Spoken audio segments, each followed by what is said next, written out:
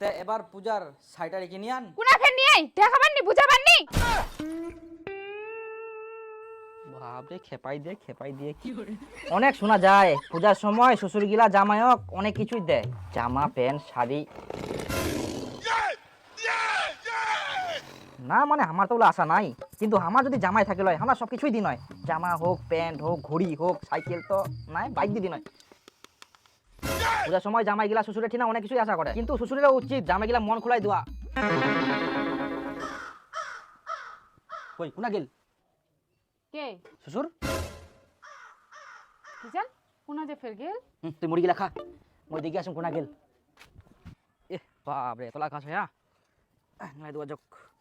আমার যে দাদু ছিল আমার বাপক যে কত কি দিত পূজা আসলে, জামা কাপড় জুতা একটা বাড়িটা ভরাই দিল।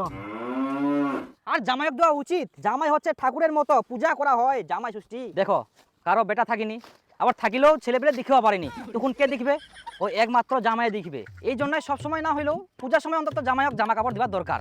আর বিটিক তো কোয়াই হবে না, বিটি নিজের বিটি বলে কথা, শাড়ি তো দিবাই হবে। জল তো ভালোই বেড়া, টাইমে টাইমে জল ফেরায় না।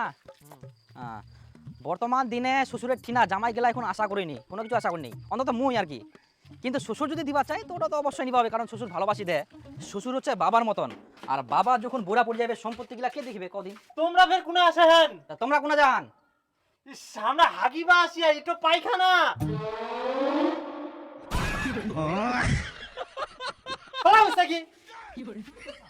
আর আমার গ্রামে একটা জমিদার আছে, ওই তো জামা কাপড় হয় হয় নিজের জমি জায়গা জামাই নামে লিখে দিয়ে, কারণ জামাই তো সব, জামাই ছাড়া কিছে। কিন্তু আমরাও তো আশা করিনি, শ্বশুর যা দেবে আমরা ওতে খুশি, তো সবসময় তো থাকবেই হবে না। হয়া হয়া বাড়ি খাবা দিয়া যাও, খাও, আমরা এখন শেয়ার করিব। হ্যাঁ করো করো করো।